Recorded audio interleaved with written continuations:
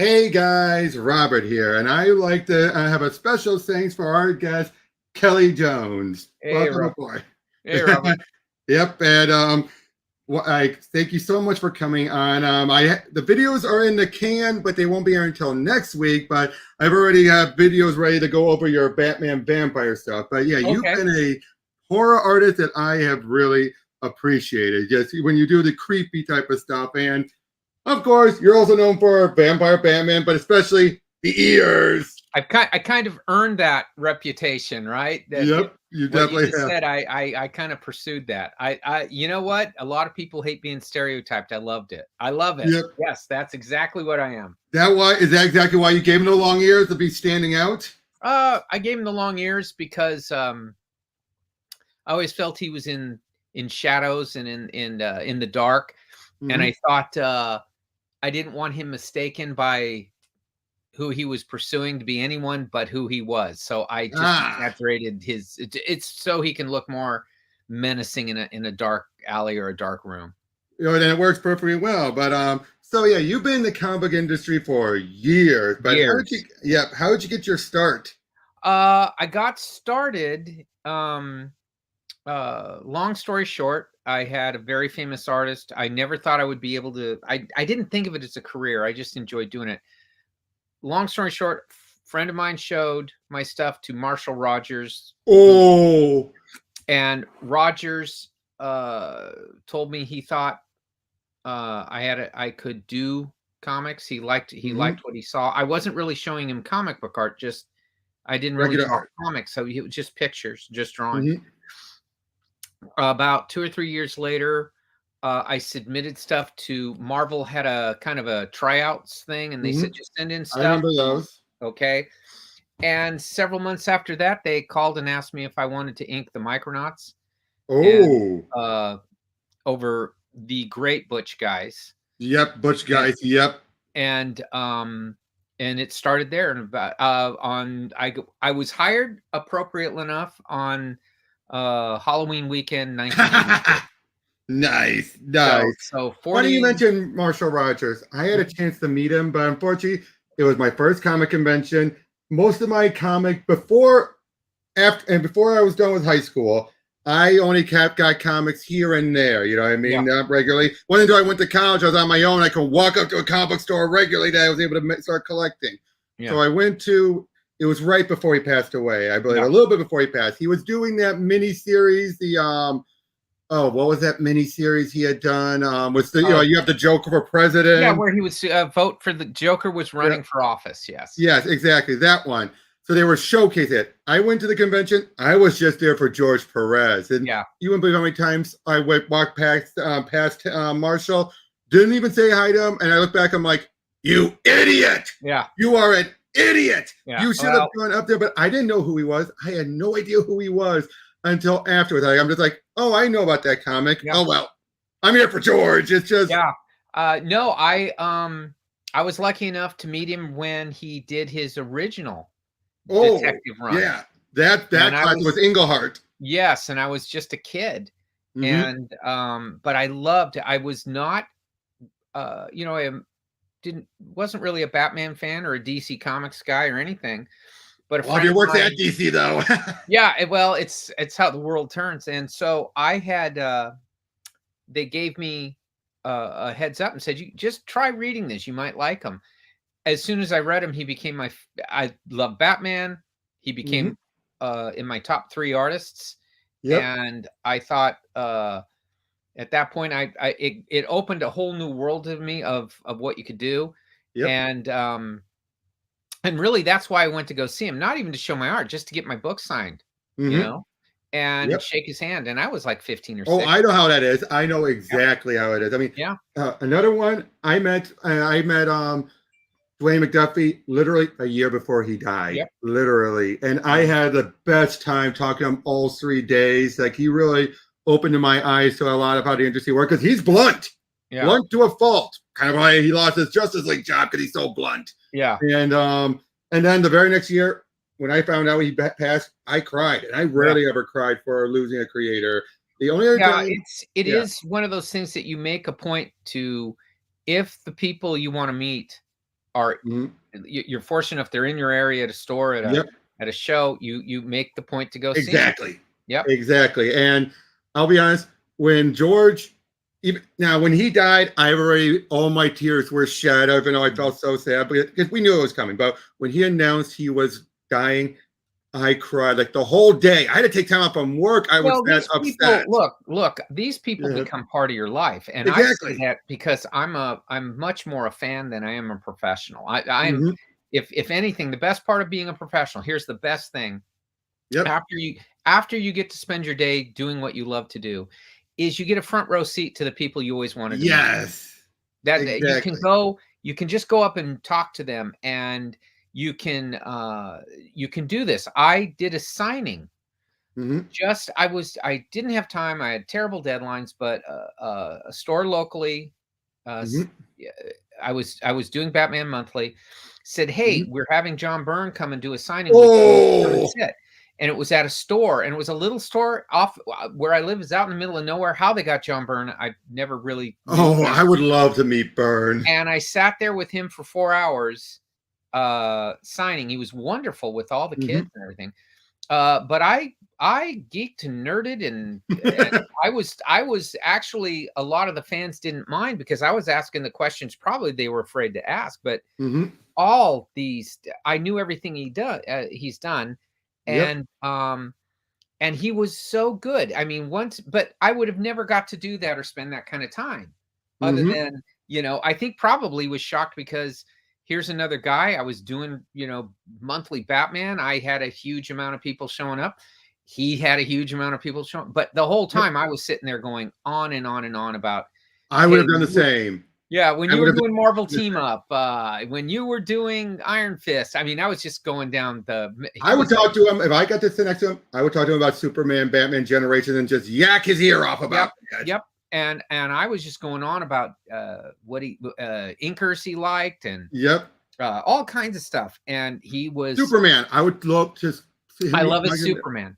I Yep. love his Hulks. I loved his Fantastic Four runs. I mean, Hmm. he has more things under his belt that I go, "Well, Yeah. that became definitive." Yep. I mean, he's had his fault and his faults too. But hey, you can't. Who doesn't, right? I mean, Well, what I always look at who can say is, he's been able to rework so many characters? What I was saying. yeah, I always look at the whole bulk of his career, and Yep. it's Majority like, of it classics. yeah, and he falls into that small category of guys that I'll read anything he does. Exactly. Yeah. But yeah, speaking of, now I want to just get the one Marvel book that I recognize you strongly for, and that's your Venom Madness. Yes, Venom. And then we'll get to DC since the majority of my stuff that I adore from from DC. But how Yes. was it working on this with Ann Nesenti? I mean, this It was was an absolute pleasure. I'll be honest, it was one of those jobs you take, Mhm.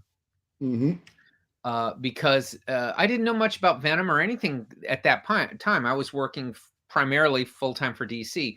Mhm. But at that time, it's always good to let everyone know that at any time you could go somewhere else or do something else. Exactly. I didn't want to sign exclusive contracts. I'd done that, and it didn't work out for me. Yeah, I bet. Well, you weren't free. Exactly. And the fun of being a freelancer is you should have the absolute fear you're going to be fired any minute, and that Mhm. keeps you on your toes. Yep. So when I got offered that, Mhm. actually it was John Beatty, the inker, who said, "Hey," Ah. I said, he said, "Hey, Venom's real popular." I don't really keep up with then or now with comic Mhm. book stuff. I like to read. Understandable. Yeah. So he says really popular. It's good, and I thought, that will, and it did. Of course, I was working full time on DC and full time Mhm. at Marvel for that Yep. period. So it was a really tough stretch, but the Venom did extremely well. And then Oh yeah. DC said, "Hey, do you want to do, here's all this other stuff?" Because I turned out, I grew up a Marvel guy, but I Yep. was better suited to work at DC. And that's just how, Exactly. you know, Yep, and this particular Venom, the Madness Venom, got his own figure. he I got his remember own having that figure. figure. It Yes, was he did. huge. Just Yeah. the fans That were like, yeah, just And so. that's one of the things that happens that's always kind of odd is you do this and you work alone in a room and you don't think of anything out there other than, you know, the editor, maybe the inker, and then you go on to the next thing. And one day in the mail, you know, a friend of mine sent me one of these. I didn't even know Marvel did it, and he just said, Yeah, "Hey," and I went, "Hey, exactly. and I'm so stupid. I go, that looks a lot like the one I did." Why do you think they sent it to you? Yeah. But now, whose idea was this? Was this Anne's, or is this yours, or did she have a general idea and then you took the ball and ran with it? Yeah, she just basically let me take the ball and run with it. She Yeah. just said, make it really awful and scary, because that's what I was getting known for that. So Anne I had known at my years at Marvel, so she just trusted me to go and do what I Yeah. did. The fact that it turned out so well, and it's been a very well remembered Venom, is a lot due to Anne's won her story and just let me go into weird Exactly. places.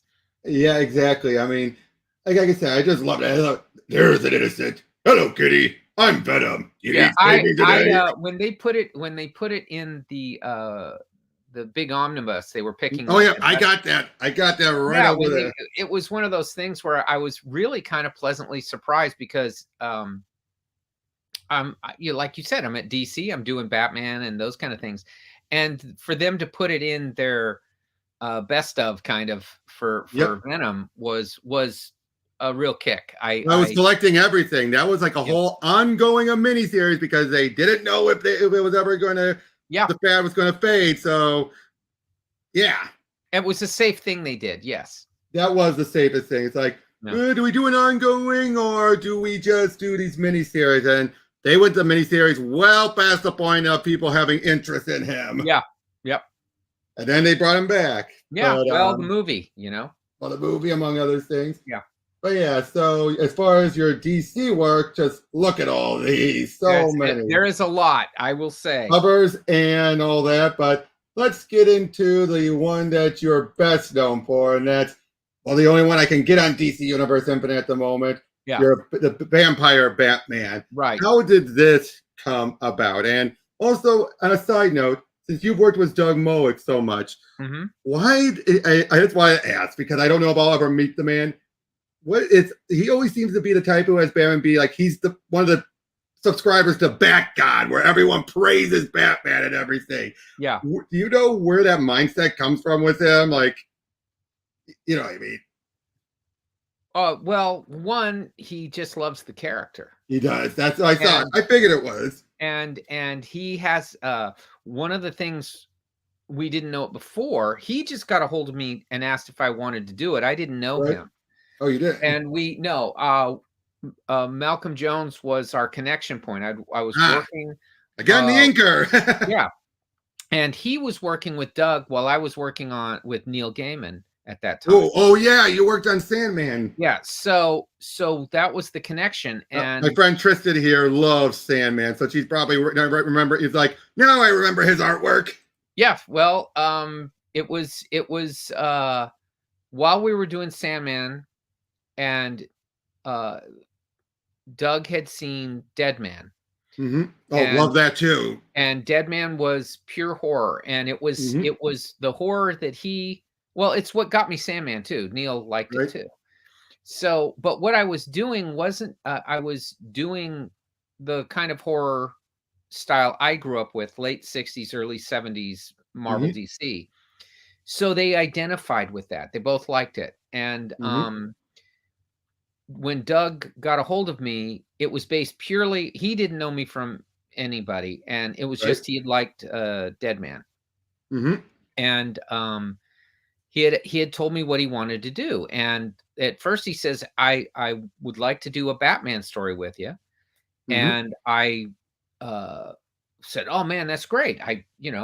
Okay. Yep. And but then when he said Batman versus Dracula, I had no idea. I thought Batman versus the Joker, Batman versus Penguin. One of those things. It was so left field at first, and my heart sunk because it was on the phone, and I didn't want to say no or whatever. You were thinking this was going to be mainline. You didn't realize about the Elseworlds, right? I didn't even know what it was. So, so when he sent it to me, so I didn't say anything to him about my initial reaction. He sent me the outline, and it was a pretty big outline. It was about 20 or 30 Oh, yeah. pages, but I Well, only yeah, read it. this is a thick book, so I'm not Yeah, surprised. so but it was he hadn't written the story yet. It was just the idea. Mm-hmm. And I read only maybe the first 2 or 3 pages of the treatment, Mm-hmm. and I stopped. I called him and I said, I'm in. I didn't even finish reading it. Yep, agreed. It was that good. Then when I read it, I go, okay, this is really good. Yep. And Denny O'Neil had a deal with Doug that he would just pretty much greenlight anything Doug came up with. That can explain a few of the books he's done. Yeah, I'm not saying that's a bad thing, but I'm just saying there's some books. No, like, Doug, Denny agreed with Doug's point of view and philosophy on Batman. Gotcha. So he trusted Doug wholeheartedly. Mm-hmm. I mean, and I love most of Doug's work. It's just one or two of his stories, like JLA Act of God, where you're like, Doug, you're making it's all praise the Church of Batman almost. Yeah. But books like these I adore because one, Batman does fail. He is it's a rise and fall story. The entire trilogy is a fall from grace story. Well, he what it is he's it's a gothic story where all of Batman's objectives come out. Yep. But it goes very poorly. Exactly. But yeah, throughout this whole first story, the whole idea, And there's great touches to it that Doug put in that were it was a perfect synthesis of the vampire tale and Gotham and Batman. Especially the idea that Gotham's blood is tainting Dracula. Like he was just gonna come and leave. But then the blood of the Gothamites tainted him. He's like, I don't care anymore. Well, Doug's philosophy was the reason we hit it off so well on Batman was he would ask me about what I thought. And I said, well, I think the city makes these weirdos. Yeah, and I think the city is what, it's a character. And that was his thing too. Yeah. I thought a lot of the same ways he did on Batman. Like I said, I just don't see him coming out in day. I don't see, all these just general things. And then when it came to doing supernatural stuff with it, I had no problem with it because I was a fan of that kind of material. We were both fans of the same thing. Exactly. So he didn't have to go into great detail describing something. He could just get right to it. And I knew what he was talking about. Now the character of Ariana, I just want to say, she's great. In the third book, did Batman kill her or not? It seems to be left up in the air. It is.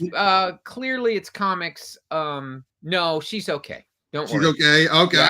I'm gonna make Jeremiah and Ariana and the nurse are the 3 survivors of that story. Right. Ariana was too cool. We weren't gonna. Yeah. I wish she was brought into the main line, but what else? What could she do when she's all about the supernatural? But that's the thing though. Each of the books, now I will say this, and I'm not blaming it. It's not about you guys. I'm talking about how the rest of the writers afterwards have handled it. It does feel like after the third book, everyone focuses on Batman when he lost his mind. And whenever people go back to Vampire Batman, that's what they focus on. Like, I know you did some of the artwork for it, the Countdown book. Yeah. It really feels like, I just forgot the writer's name. Who was it? Was it Alan Burnett? Or no, Peter Johnston. Yeah. Seemed to have Batman be what he was fearing to become and everything. Yeah.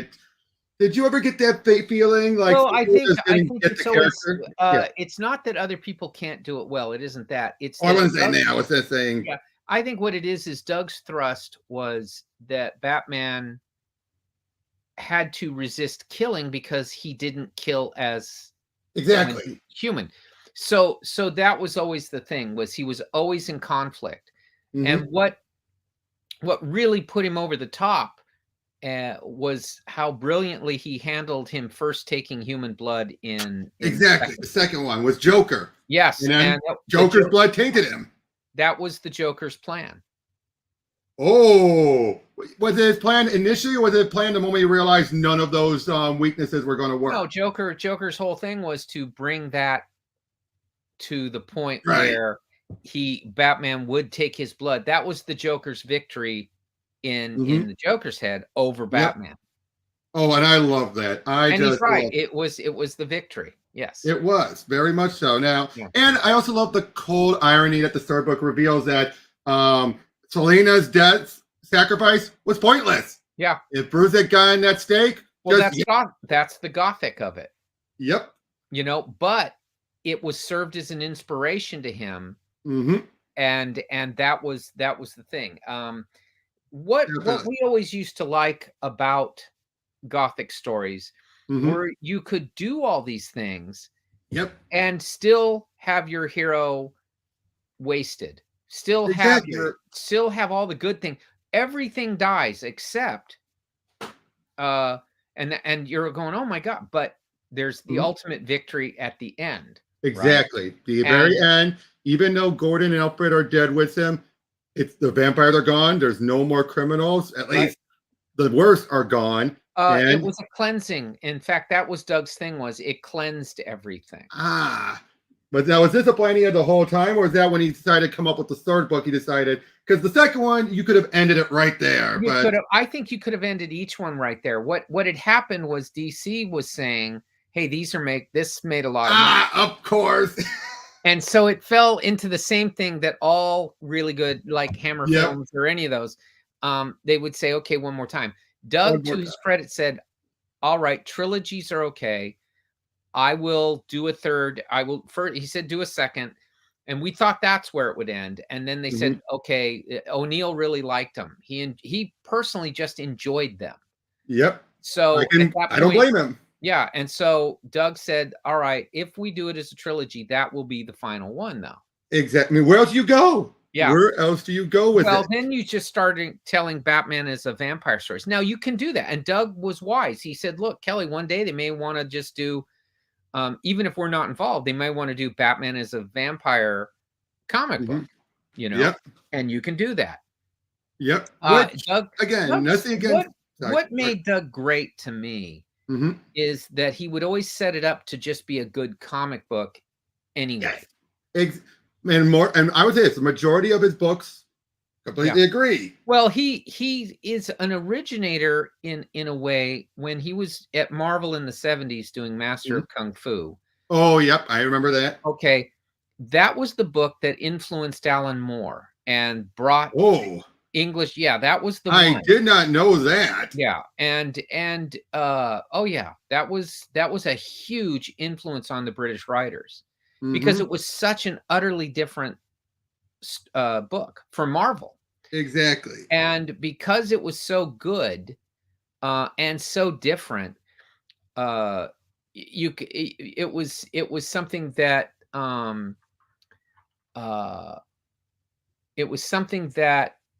writers could see the possibilities in the stories they told, no matter who. It didn't just have to be Shang-Chi.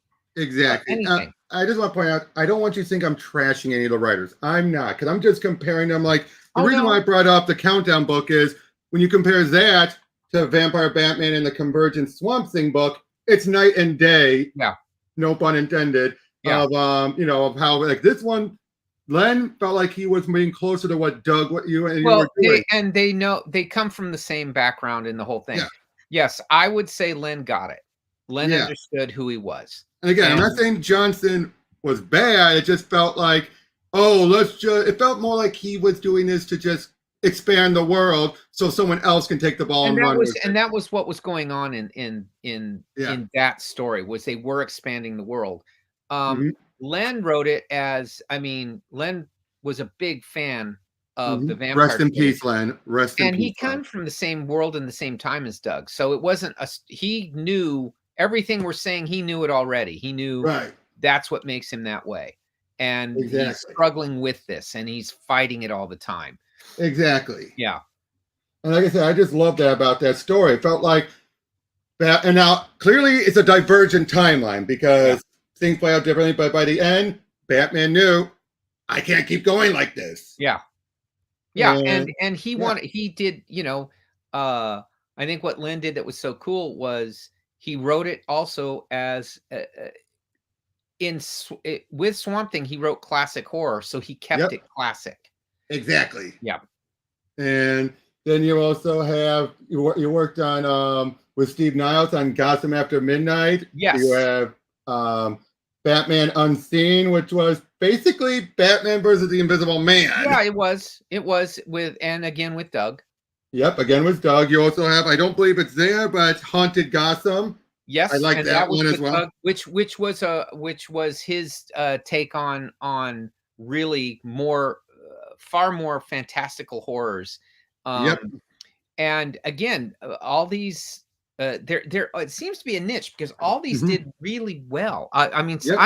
I don't say that like, oh, it was me. It wasn't. I Oh was no, with, oh no. I got you for a reason. no, I was the skeptical one. In fact, the artist, I wasn't the guy. I would listen to Denny and Doug, and I go, "Really? You think this will do well?" I just, and they'd always be laughing at me because I was the one who does the horror that they had to convince to come on board. Because I couldn't see these things, and after a while, Doug just used to say, "Look, you're never right about this. Just trust us." So I just eventually you get to that point, yeah. Yeah, so I just went along with it. And it was great. I mean, I had a great 10 years with Denny and Doug. Yep. Then I also going back to his Doug, the Batman Dark Joker the Wild. What was the story on this one? Okay, I wasn't involved in any of that. That was written for another artist who for whatever reason couldn't do it. So they were going to shelve it. And then Denny O'Neil called me and says, "Look, I really like this story Doug wrote. Do you think?" And Doug didn't ask me because he thought I was busy doing, and I was busy doing other stuff. Right. And so Denny called me and he said, "Would you take a read of it?" So I called Doug and I said, "Hey, Denny wants me to read this thing." And he says, "Hey, if you want to do it, that would be great. I understand you're really busy. If you don't, but." He says, "I did write this with other people in mind." And I said, that doesn't, that's not a problem. Right. And I read it and I said, "Hey, this has a lot of fun in it. And it has a pretty cool fantasy element." And I thought it came out really terrific. I mean, I agree. I thought it was really good. Just this opening right here of how so different. This is like, there's an Elsewhere where there's a divergence. This is the Elsewhere where everything is different. It's like a whole new world. Yeah. And that's where Doug is really good. I think. Oh yeah. Getting back to when he was doing Shang-Chi, he did that with Shang-Chi. He made it a whole other world. Exactly. And but in continuity though. Well, and I'll tell you, one of my favorite books he did was Godzilla. Yes. And funny thing is, that Godzilla is technically still around. He got changed to another monster. But the stuff he came up with. No, I thought Herb Trimpe and him on Godzilla was one of the great series of the time, and loved it. It was one of my favorite things because he did the Avengers spot on in there. He would do Shield, the Dum Dum Dugan and Shield. Jonah Jameson, hey, you big lizard! Oh crap! Yeah. He was great. So I just love that. I just love that about Jonah. Just like, hey, yeah. No, he just had a real knack for nailing characters. And so when he could do twisted things like he was doing here in Haunted Gotham or Dark Joker, it worked because he had the core authenticity of the character down. Definitely. And I'm just scrolling through everything. You did a lot of covers, of course. I mean, you're best known for the Batman, Bane on Batman, like the knee thing and all that, which I gotta say, I love that cover. That cover is more what I think about than the actual scene because of just how more grotesque it was. Just well, a lot of it was, I wasn't you're doing covers 3 or 4 months in advance of the books. So I wasn't seeing any internal art. I just was going by on the phone descriptions from the editors. Like, this is what we kind of think this, and we kind of think that. And that's just how you do it. Oh, I got to bring this up, of course. A friend of mine, Eric, and I went over this a while ago. The Lobo Roadrunner one. We loved your designs for everything in this. How fun was working on this? It was an absolute 100% blast. Yeah, just I love this. I especially love your Sylvester and Yep. all that. Like, could you tell me who else? I mean, we know Roadrunner Coyote. We know about Sam the sheepdog, and that Ralph is clearly one of them. But Yep. who were there any others that? Well, it was they just said throw in all the Warner Brothers characters you like, and Mm-hmm. another one of those things when you grow up with that stuff on Saturday morning, it's indelibly etched into your mind. Yep. So, But yeah, like and Sylvester right there. I will say it was one of Dan DiDio's great ideas to mash up those two things. And Definitely. Was it Dan or was it Jim Lee? I keep forgetting about which one it was. from what I understood, it was Dan. Okay. Dan's he's big fan of horror comics, horror Mm-hmm. movies, cartoons, all the good stuff. Yep. But my favorite bit was, of course, the montage. Yeah. Throughout all the different years and All everything. the horrible things, yes. Yep. And I love all of his side, like free Batman mask was purchased and all that. Or don't blame me, I voted for change. Yeah. That was giving more reason for why they need to hunt him down. Yeah. But again, dress. No, it was very well written by Bill Morrison. Yep, definitely. Just again, your expressions is what I love. Like the Well, that's Chuck Jones, right? that is so Chuck Jones. Yeah. Sam the sheepdog. Yeah. Morning, Sam. Morning, Ralph. And then he pounds him. Yeah. Yep. Unless it was the other guy on the job. That was my favorite one, Right. that particular one, where they're in the middle of it, but then they go, next guys come in, and then they're back to Yeah. It's like, who does that? But that's what that was it. Look, it's to this day one of my favorite gigs was that it's funny every time I look at it. It still works. Yep, I agree. And you also did Lobo again during the Justice League annual. The one did so well that they asked me if I would do the annual. Yeah. And that again, another one of those that did surprisingly well. I didn't know if people would dig me on something like that, but it did very, very well. Mm-hmm. But yeah, I know, especially with Lobo and Black Canary. Yeah.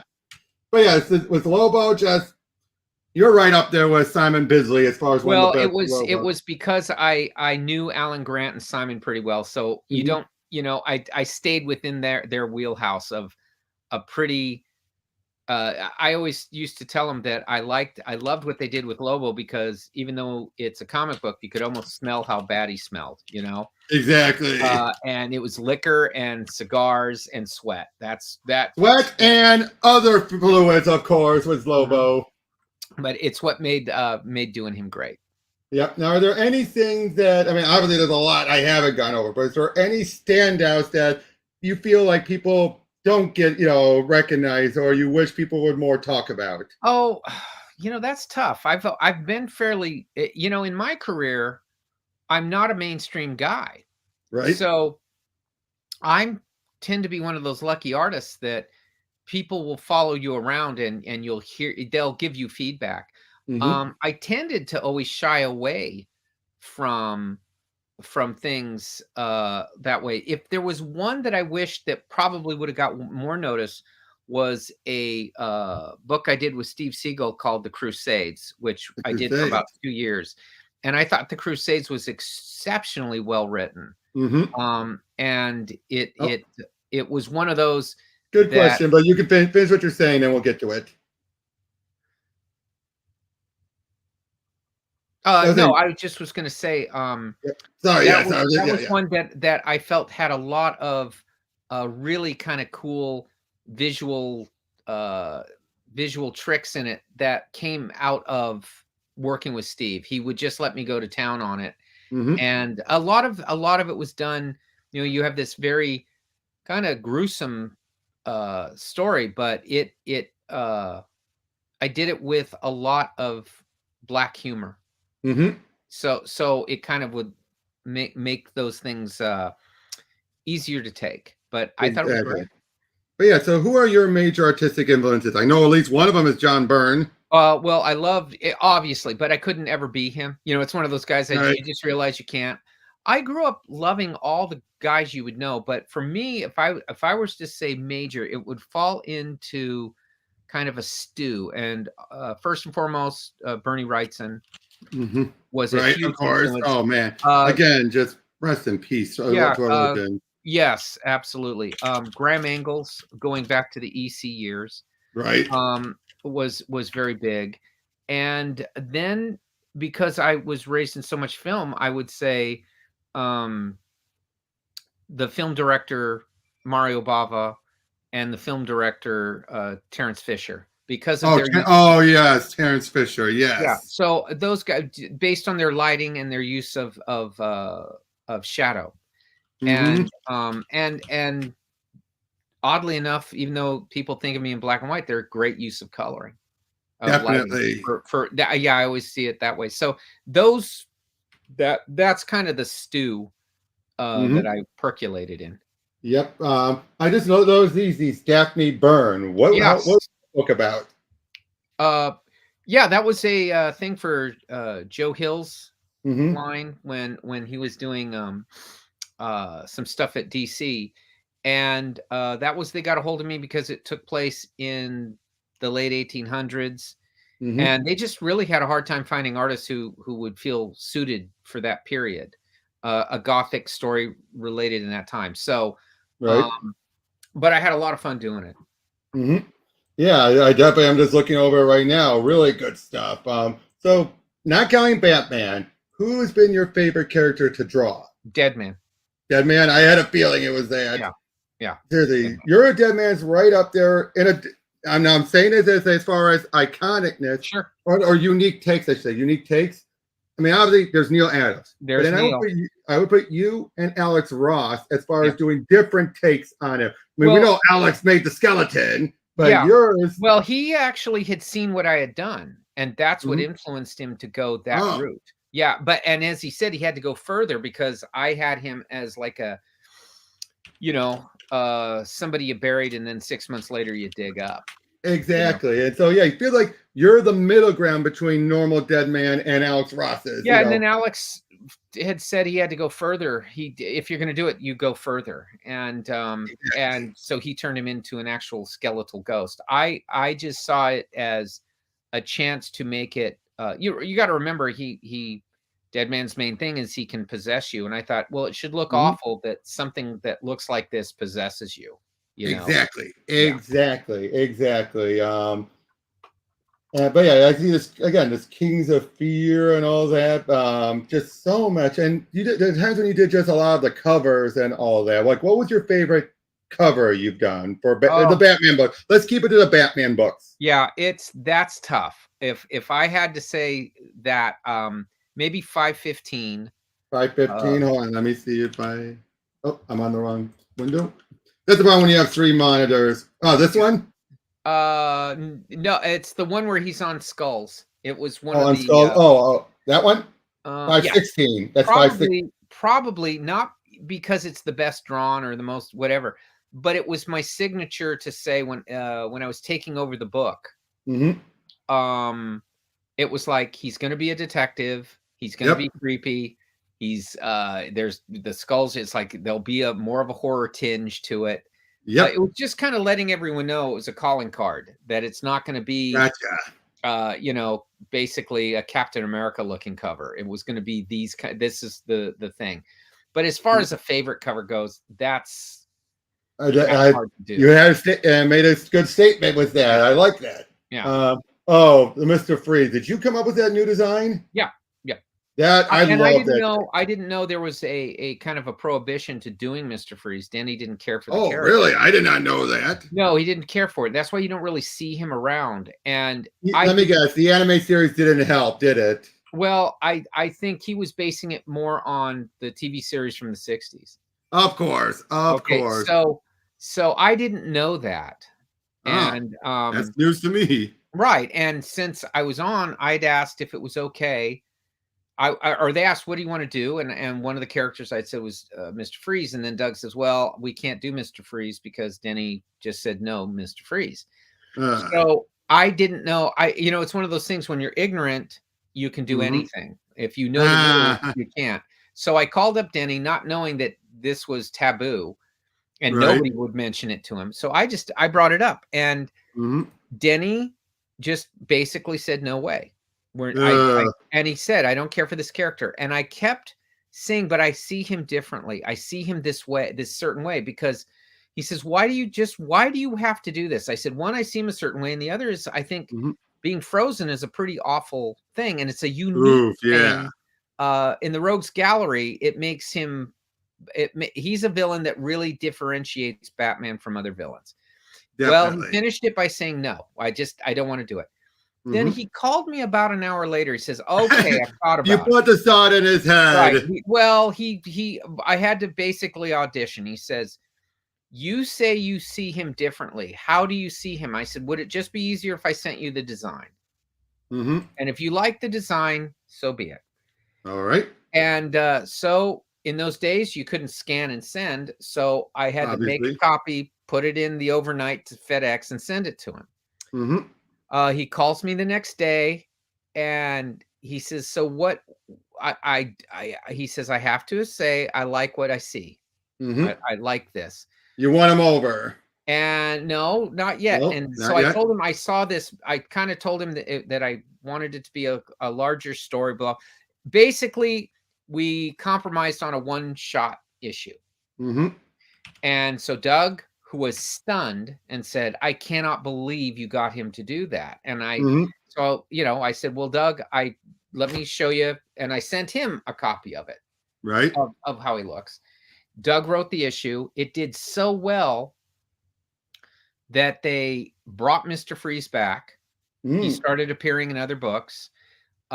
They recast the Schumacher Oh yeah. Batman, Arnold. Yeah. from basically it was going to be Patrick Stewart in this in I the heard about that. I've heard about that yeah, and then they changed it to Arnold in the bit because because of your design. because I drew him big and scary, and Nice. and but that all came from just because of my dislike of cold. Yeah, exactly. And again, I'm just looking at that. And that design, I remember seeing that design even up to when he was in the Batman Predator 3 Right? and even as far as the Superman Batman Public Enemies. Yeah, Ed McGuinness drew him in they that look. still do variations on this now. Yeah, And that's fine. That's I came out of left field with it, so I don't mind if people take it and twist it and change it. That's fine. yep. I gotta say the fact that that actually then puts into more context then about when people because obviously, even despite the anime series, they couldn't full on change Freeze to be just like the anime series guy Mhm, because mhm. you really can't. You really can when you have so much backstory already. Like he's a criminal. His wife was never a factor. How do you bring that in and not just Well, overhaul?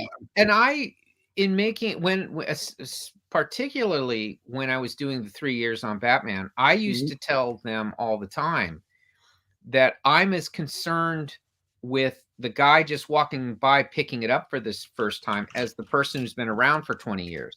Mhm. So let's make them accessible and not get caught in the weeds on these things. Yeah, Let's get to the point. Let's just get to it and exactly. tell these and it worked perfectly because Doug didn't want to waste time on a lot of stuff. He was Exactly. doing, he's doing one shots and two parters. Hmm.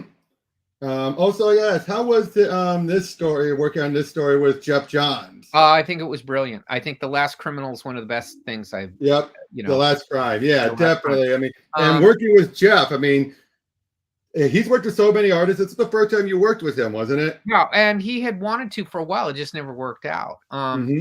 But when the 800th anniversary, he wrote Yep. this story with me in mind and said, "Hey, Yep. make him look a little older, a little paunchier. It's, 10, Yep. 12, 15 years after their prime." Oh. Uh, he came up. I love the character of Echo, the daughter.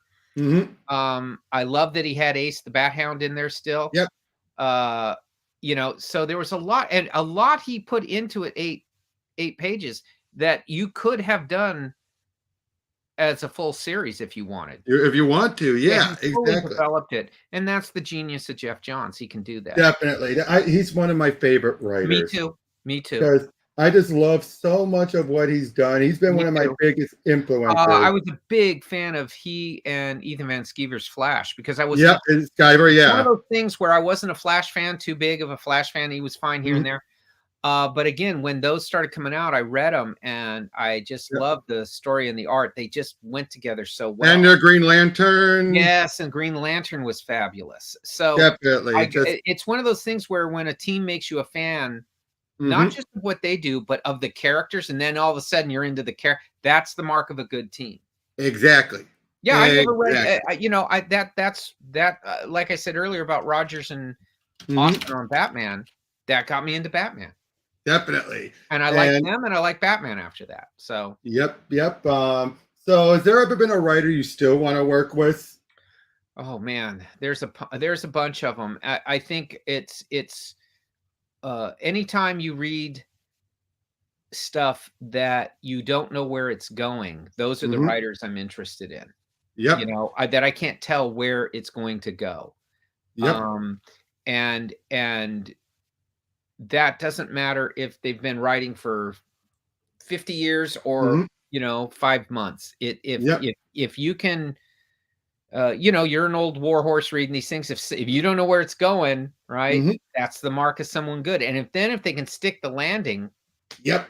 you know, Definitely. Oh, this is a cover I always remember. 598. yeah, That's a yeah. cover I just always remember. It's Bane. Boy, yeah, you made Bane really roided out. Like, Well, the thing was that you want to get across on a cover to mhm, people who aren't buying the book or just scanning that exactly. you want to get across the point of the character. And the point of the Mhm, character was he was this uber strong, drugged up, uh, yep. kind Still of, intelligent, though. yeah, very intelligent psychopath. Exactly. Oh, there was another cover. Oh, where is it? Where it's Bruce Wayne in the wheelchair. John Bell Valley still not in the full Yep. Batman outfit, but with the claws like, "Argh," Yeah, just he's coming jumping. in. Yeah, that was a good. Yeah, you're right. That was I forgot That's about the that one one. that always stuck out. Oh, him hitting him with the board with nails, Yeah. just Well, stuff that like was that. one that they said, "Do something really brutal." And Yeah. I said, "Okay, what does that mean?" And they said, "Well, where somebody just looking at the on the stands would say, 'That ain't Batman.' Or Hmm. why would Batman be doing that?" So I did, and then the last second they said, "Well, we may not be able to publish this." He's like, you asked me to do Yeah, this. but that happens a lot. I mean, that happens a lot. I did a cover for SpongeBob SquarePants of all things, where they said, "Do something really scary on it." And I did, and I said, "Are you sure?" And they said, "Yeah, we'll publish it, don't worry." I had to go Ah, through 2 changes until I had to change it twice until they would publish it, but that's right. just what happens. Yep. Oh, of course, you have the two different covers. You Yeah, have oh three you have three covers. yeah, 664, where they wanted yeah, him, yeah, they wanted it changing every time, yeah. 500, and then yeah, 668. Yeah, So yeah, it was like a trilogy of covers. yes, So and that was the point, was they all told the same the evolution of the story. yep. Oh, Amygdala, great villain. There's so many good villains Yeah, that that was a good one. That was another one of my favorite ones, yes. yep. And I gotta say also, the fact that he was the first one to get killed off by vampire Batman in the asylum. Right, Yeah, by right, Aunt Percy or blood. You have to him Cornelius Sturge. yeah, I say that's one thing I love about when I don't know if you read it. Kevin Smith did a series of Batman comics and one called Winding Gyre. He brought back Cornelius Sturge, and I'm like, yeah. what? That's how you say his last name, Sturge, I think right? so, yes. Yeah. I'm just like, why doesn't anyone else bring this guy back? The Yeah, fact he's this cannibal who has hallucinogenic abilities. It's yeah. like, yeah, why don't they? It's sometimes a character It's the will cannibal part, I bet. yeah, well, I think there's sometimes a character for certain writers, it just rings true to them, and Hmm. it doesn't for others, or it doesn't inspire them, and that's what the Yep. case when Oh, that's the case. your issue on Doom Patrol. Was that the only one you did? They had asked me to do more, but I just didn't have time. I was at Uh, that time, I was involved in, doing, Red Rain, and I was Red Radio. involved in doing a lot of covers, and there just wasn't time. I mean, Yep. they really dug that issue. Yep. How does it feel to be part of that classic run? It's a good feeling. I mean, Mhm. at the time I was enjoying it, and Yep. I liked what I saw. And Mhm. so when they asked if I would want to do it, I went okay. And Yep. so yeah, I mean, uh pretty fortunate. Yep. Especially with that omnibus. I got a copy of that. Uh-huh. It's huge. Yeah, and it's one of those things I'm always glad Doom Patrols, those weird Doom Patrols still hang around. Yep. And the fact that everything is still canon like Yeah. that. Hold on. There's one cover that Picachet's just had asked about. Was Bane drawn not wearing pants in Detective Comics 666? Was that on purpose or was that a lighting thing? I'm trying to see what he's talking about. Well, he's so lit that you don't want the Oh, colorist to get trapped by having to follow costume lines. right. Uh So he- it's better to draw yeah, it it's as just if it's overlit. It's like anything that's overlit in a film. right here. Yeah, it's like anything that's overlit in a film. Uh and what it is he's in that particular instance, he's to be this unstoppable force, Exactly. you know. Although you could just say his junk is glowing that brightly. Well, you could, but I'm kidding. I'm kidding. I'm no, kidding. but it's one of those things I always like, a well-lit I'm a big fan of green, and I Mhm. saw it like a green background on this almost in fact, if it were up to me, he would have been almost no lighting on him whatsoever, just a black and white. Yep. Now, last bit of questions. How was it working with some of the other artists like Jim Aparo, like being in the same office, not office, but I the loved it. same, I had run the and good stuff. fortune of spending a few days, 3 or 4 days with Jim, Hmm. at his home, and or at Dick Giordano's house. So Yeah. you get to, Oh, Dick Giordano, another great one. right. So you get to, like I said, pick their brain. You're Hmm. sitting there having coffee and sandwiches with them, or having dinner, and they just, uh, Yep.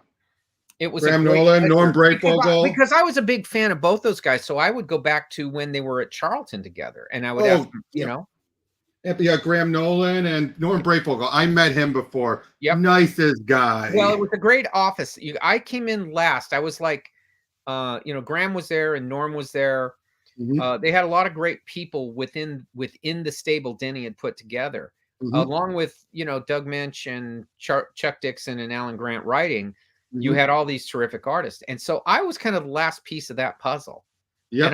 I came in kind of sideways, just as a cover guy, Right. and I was off doing Elseworlds. So when they brought me in, I knew that you have to really bring your A game if you're surrounded Exactly. by all these people.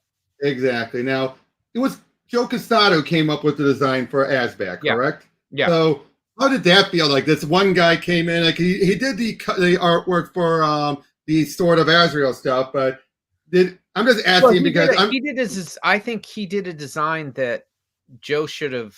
I mean, it was for Joe. I mean, a lot of the yep, other guys had a hard time with it because it was a lot of tech on it, and it was difficult. yep, And for me, I found it like I had to start working with it in a way to make it mysterious, and exactly. you know, and so I found a way. Luckily, I was a cape guy, so I could use the cape. Oh yeah, I just And love that. I That's the was first time we saw and I it. was a lighting guy, so I could do a lot of lighting on it. That was Yep, different than typical lighting at the time.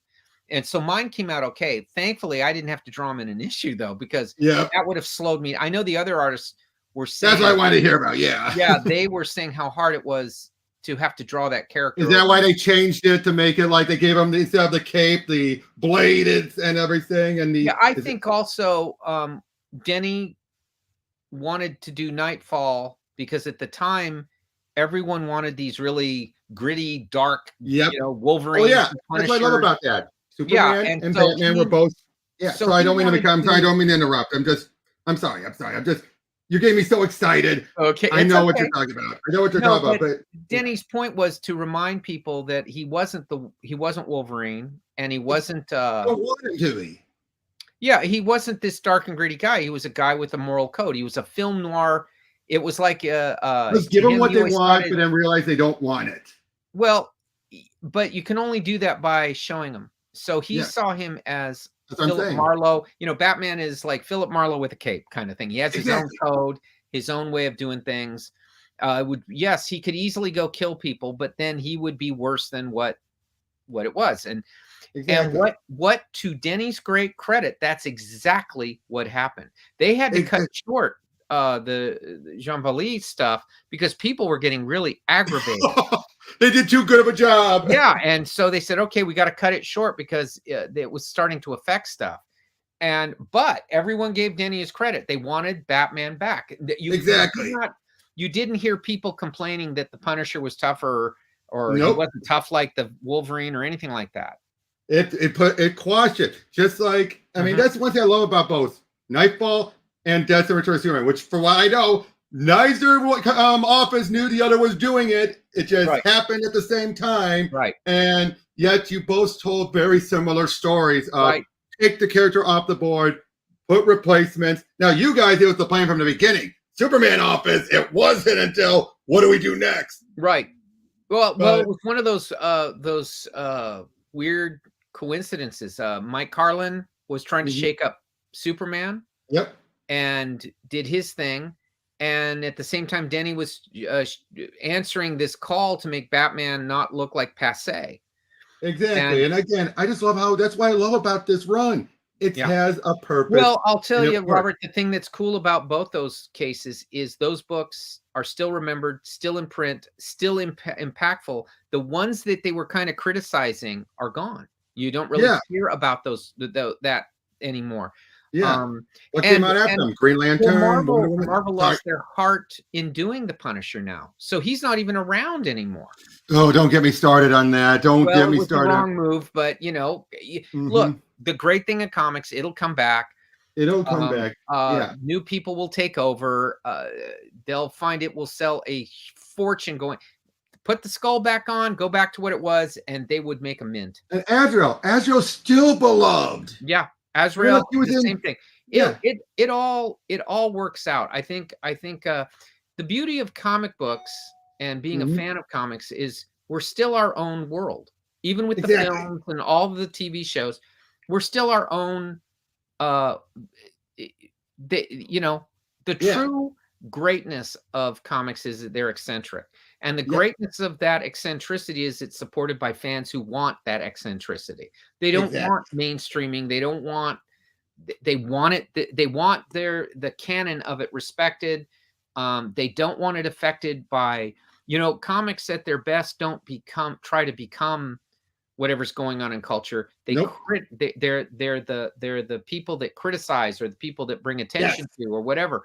And that stability is what makes comics great. It's the same thing in sports. You don't change the rules because you can compare a 1920s baseball team with a 2020s baseball team. The stats are the same. So that's the same. That's the same with canon. What somebody did in the 60s, you can still do and have to react. On that cover, by the way. On the cover. Yeah, that's a creepy one. It is. It's like Batman's killing Bruce Wayne. What? And that's another one of those that I like. Works on the stands really well because you have him coming out of this red hellish light to a clearly, it's obviously he's not attacking a guy in a wheelchair. It's a clash of philosophy. Exactly. And for those who don't who aren't keeping up with it, that'll make them want to take it. Like, what the? Yeah. But yeah. So, and that's something I actually want to ask because you're one of those artists that still gets work even by current days and everything. Yep, I do. There's some who, I do, and it's because I can lay it at one thing. If it were the fact I drew like Frank Frazetta, that would be one thing. But I don't draw well as Frank Frazetta. What it is I'm an idea guy. Yes. And ideas, my stuff could come out now from that period and still be working because style coupled with the ideas, it works. You don't I don't get judged on technical stuff because when I did technical stuff, nobody cared. When I went into a more expressionistic and symbolic, that idea works forever. That always will. Definitely. I mean, I'm still doing covers for as of today, I was designing more covers for Detective Comics. Ooh, especially with Ram V writing it all. I mean, your art style definitely fits the type of stuff he's doing. Yeah. Well, they dig it. They're digging what I'm doing quite a bit. And they're just saying, do whatever you want. Exactly. Now, Come up with your own ideas. what is your take on how comics are currently overall? I mean, you kind Well, of started that earlier, but no, I'm and not saying getting political, not getting no, no, political. no. Just Look, I know people get caught up into the silliness of mhm. that argument. Yep. The bottom line is, an overall thing: Hmm. write what you want, publish what you want. Yes. Uh, don't censor things. Hmm. Uh, if you're offended by something, that's a good thing because it means you're in an open place where you can be offended still. Exactly. I don't get into this judging the work outside of anything but the work. Exactly. So the next thing is if there's a problem, if there's a thing I think that's a problem is comics don't have the organic uh bizarre quality that they once had. It doesn't mean they're Hmm. not good now. I'm just No, no. saying this is what I'm saying, and I'm not going to be political. Hmm. Not in political in the sense of not left or right, but just politics. Hmm. When you have a team on a book, it mutates. It's very organic. You don't know what's going to Yep. happen. And I think an artist, the artists now can't do long runs. Yeah. They can't do it. So when I Writers did it, can, but artists no. well, it's different. A writer can sit down and say 50 guys attack 50 guys, and he's done in 1 minute, and then you have Hmm. to draw it. So a Yep. writer can, that's always the thing. No, I think what it is that for me, I had to promise before I Hmm. would sign on that I could do 12 issues a year. No, I remember someone once mentioned about that. There used to be something called continuity contracts or something where you were Yeah. signed on for it. Yeah, I would have to sign these. So Yeah. you would sign that you would do 12 issues in Hmm. 12 months. And I think I remember Roger Stern once mentioned on an interview years ago that I heard, and and I remember him saying he felt that helped a lot of writers because they knew they were guaranteed on the book. There was no, oh, sales are bad, we're canceling the book, boom. It's Well, like no, they were they locked probably, on. I think they still could cancel a book if it's not Well, going. But what it would well, yeah, do but I is meant yeah, it would allow the writer and the artist to build this yes, energy. And where you started and where you finished could be a different place then. But exactly. you got more connected with your character. You got away Hmm. from being cool and Hmm. started getting into storytelling. I got all five of well, the four main ones of Peter Davis Hulk run. You do not have a run like that without, like he did, establishing the character and everything. Well, you Or get you have to I'm using that as an example. I'm using that as an example no, of you have. I think if I can just say that what it is Mhm. that you become a better artist Yep. if you're forced to get something done in a month, not take Yes. 5 months. You Well, become or more yep. connected to your character when you're working with closely with your writer to where Yes. you're more invested in telling better stories. Not you don't, for Exactly. example, and what I mean by that Mhm. is it isn't that you just come up with a great idea and say, we're going to take 6 issues and tell this one story, this one point. Mhm. When you get involved in what I'm talking about is you start Yep. telling more stories. You, Oh, you I start get it. you start getting into subplots better. I You get get it. off the main point so that people can invest in the atmosphere of the book Yes. itself. Yes. Definitely. And I get what you're saying. it's a hard thing to do. I think if I were an editor, the first thing I do is I would limit my searches for people to those who could do 12 issues a year Yes. and Yeah. go from there. And I think I think they're out there, Yeah. but what it's done is uh I just want to say, Dan Moore. Look at Dan Moore. He does how many books a month? yeah, That guy is like speed freak. yeah. Well, and I think that's the way it was. Hmm. I mean, I couldn't when I was in that office, Graham did a book a month. Yep. Barry Kitson did a book a month, Norm did a book a month, and I did a Hmm. book a month. And we worked like that. All of those books became more idiosyncratic to the Yep. creators. It dwelled and in that universe better, so you drew more from the character. The writers got Hmm. to explore things more in depth Yep. because they weren't having to stay on one thing. And if the Hmm. one idea doesn't work now, people bail. When I went, it wasn't that way. They stuck around because you had other things going on. And if Yes. you didn't like it, Exactly. you could get out of it. Yes. Exactly. Again, that's why. I miss how comics used to be. I don't know when it changed. I think it was like a gradual change. It was not a Well, oh, what happening is it started being made by people who didn't come up through the ranks. I worked mhm, for Denny O'Neil, Archie Goodwin, yep, uh, uh, I can go on and on with people who came up as writers, who came up and were in the industry for a long time. So yep, they knew what they were asking you to do, what was reasonable to ask you. They knew also what you should be able to do. hmm, And they wanted to see the things I'm talking about. That was the thing they were looking for. yep, Um, and and when you started having more people come in and the industry changing towards it was the odd thing that would get reprinted, not everything that got reprinted. true. So you train your fans to wait until the, you know, 6 issues were done. I think you Yep. also trained them to know that whatever the point of the story would be was in the 6th issue, so I'll just get the trade.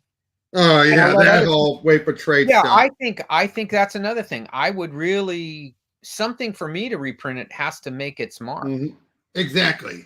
Exactly. And by the way, one last thing I want to bring up was this issue of Superman Batman. Yeah, That was great. Just with Joker, like this whole yeah. like, I'm not a joke. Just this whole that's the perfect nightmare for Joker. Well, Isn't it? and it was a great little story to work on.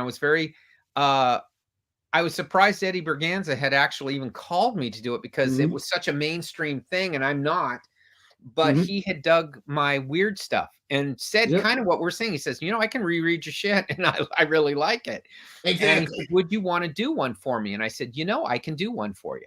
Exactly. You know. Oh, before I forget, because I just realized it, Chris Cross wanted to say hi Oh, because I'm hey, I'm I gonna try love and have him Chris. on. I'm a big fan of Chris's stuff Oh, too. oh, same here. I'm trying to get him on, and Yeah. we're shooting for next week. Oh, He just simply I said, really dig his stuff. I like his point of view. hmm, I his think expressions are Kevin right up there with Kevin McGuire. I think he's got a lot of emotion in his work.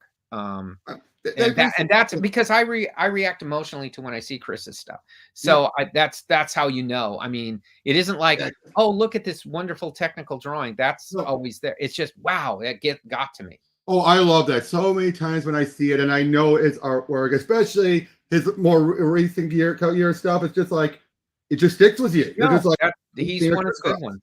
Yeah, Just he's like one of the you, good your guys. stuff is. I see this. I'm like, that's Kelly Jones. Yeah. I prefer artists like that where you look at it, you recognize the name. You don't look at it and be like, don't know who that is. No, Well, or you they mistake them. used to say, and I think a lot of this stuff isn't like, well, that's how they used to do it. It was correct. They used to say to me when I first got started, you want to develop into the artist where you don't need to sign it for people to know who it was you. Exactly. And then they would throw names at you like, it's Gene Colan, it's John Buscema, it's Gil Neil Kane, Adams. it's Jim Starlin, they would just throw names at you and you go, yeah, that's true. All the guys I knew, I didn't have to see in fact, if anything, their signature would be tiny, because Exactly. you knew who it was. Exactly. I mean, that just reminds me with Norm Brayfogle, Yep. his You Batman knew in the exactly. Shadows. His Batman in the Shadows. Yeah. I always love that. Just the big smile. He would always seem to have Batman have that smile, like, hey. Yeah. Oh Yeah. yeah. So thank you. I think we're about we've gone good enough. Thank you so much for coming on. And you Robert, mentioned some covers. What else do you have going on? I'm like I said, I'm doing a bunch of stuff, Batman stuff, or detective covers. I've done a couple of short stories for them. Mm-hmm. Primarily, I've got a massive project finished and coming out with Matt Wagner. Nice. And so, and I'm halfway through the next thing with Matt. Oh, Wagner, love his stuff. Yeah, and one of the great Batman people. Yep. Oh, And I wait. love Grendel Mage. So I'm big fan of his as much as being a friend. I'm a Grendel. Oh yeah, Grendel. Yeah. yeah. Now, sorry, I just want to say, in Batman 900, they had Vampire Joker appear in there. Were you ever offered to work on that issue at all? No, actually, and that's one of the things that's fine because Yep.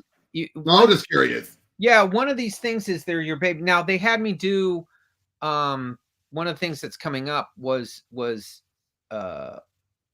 not to go into too much deal because I don't know, but obviously it was dealing with the Joker and Harlequin and all that stuff. Ooh. So I did, I did that, and then I played that game where they were Mhm. doing a riff on Vampire Joker, and in that I designed him how I would have done him. So Ah, so you get to do it. Not like it's better. It's just how I would my all take right, right. on I doing was it. just If curious I because made the yeah, Joker a vampire, it's how I would have him look. yeah. Which is completely not what anyone's thinking right now. So uh Exactly.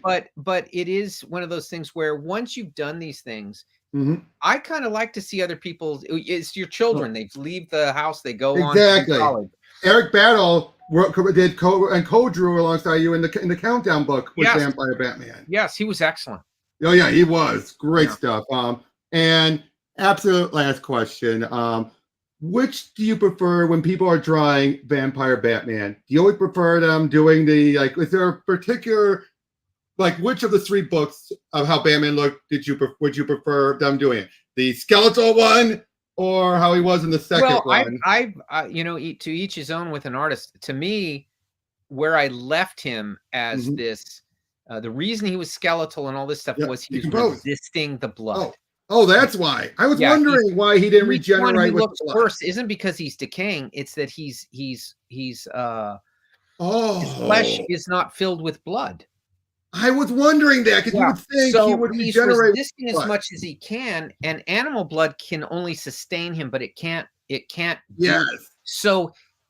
That's how I saw it. Is like if he was taking human blood, he would Wow. look as good as Dracula. He'd look like Bruce Wayne. You'd never know.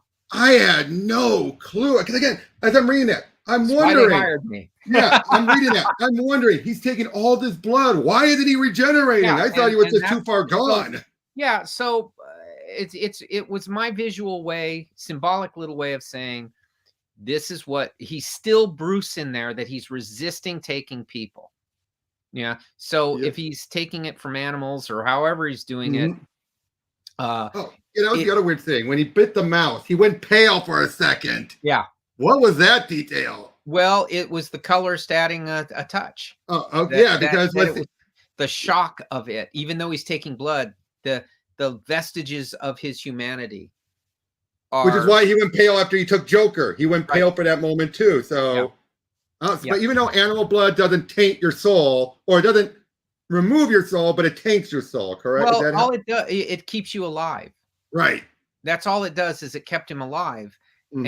And but he still, I mean, if he just becomes a vampire, that's kind of, Yeah. you know, but the conflict is he's got to fight this. I Internally, he's did. fighting it. Yeah.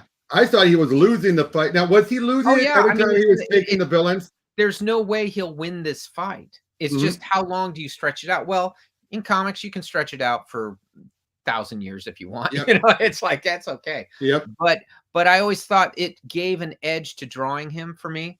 Hmm. That there's this constant, you know, if he's around people that Yep. are human, that it would Yep. be, you know, I mean, I don't know how else to equate it. It's like you haven't eaten in 3 days and they take you to the best steakhouse and Oh, you're going to be. yeah, you got to resist it, right? It's the best Exactly. steakhouse and you just can't have it. Mhm. I just want to see that Vampire Justice League that Morrison came up with. Yeah, you drew that one, right? No, he talked to me about that and Yeah. he mentioned it.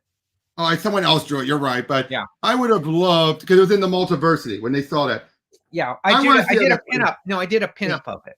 Yeah, that's what I thought. Yeah. Yeah. That's the only thing we've never seen that Justice League. It's like, Well, he wanted to do that as a regular book, and that was something Doug and I'm sure he must have heard it from because at a certain point DC was talking about it and said Doug had approached me and says, "What if we did do it as a regular book?" But the problem then ooh, arose that DC itself was going, well, then and I just said, you just put an Elseworld monthly on it, yeah. and Why don't they do that? you know, nobody had done that before. Hmm. And so because nobody had done it before, that's probably why it didn't happen. I think if Yeah. you went back in time now, they would say, yeah, because if you came out today and said, whether Doug and I did it or I did it or whatever, and said, we're doing a monthly Hmm. Elseworld Batman Vampire, it would sell like crazy. Yeah. People, it's one of the favorite Elseworlds. Yeah, it is. And And yeah, it's one of those things. Well, yeah, I think they had let us know that of the Elseworlds, it was the most of the popular. Batman ones anyway. Yeah. I think it was Red Sun and for Red Sun. Superman. That was Superman Red Sun and Batman Red Rain. Yep, But, the maybe two the reds. coincidence they both have red in the name. Exactly. But they have both done really well. Mhm. And I know I can just say that they still, Yep. they're talking now about doing a really I have Batman, for example, Gotham After Midnight, they're Yep. putting out in a high quality fancy hardcover edition. Ooh, the deluxe edition. Yeah. Yeah, deluxe edition, and they're mulling over other things, and I know, Mhm. I Yeah. wouldn't mind Red Rain. They're talking to me about it, and I wouldn't mind Red Rain them doing I that. I would hope so. Okay, Yeah. now let's start wrapping up. Okay, Okay. Kelley, thank you so much for coming on, for taking a moment out of your time, and thank you. Keep up the great work. Thank you. Thank you so much for all this, not just Vampire Batman, everything. Thank you, Robert. I And appreciate it. This has I, been this has been a great pleasure. So yes, mhm. thank you very Yep. much. Sorry for talking over you. I just get so excited. I No, can't no, help no. it. I look. That's why we do what we do. Exactly. Now, since Pika Shade's here, check out his video. In fact, I'll send you the link for his video going over the Batman Vampire, like the whole books. And then next week, we record this beforehand, but he and I go over what on my show, each of the books individually, which Okay. helped lead to his video. But Okay. so I will send you a link for that, and then I will tag you in for the other videos Right. next week. I hope you check them out, and I hope you like No, them. they sound interesting. I can't wait to see. Yep. And again, just thank you so much. Thank you guys, and we'll see you all on the next one. Take care.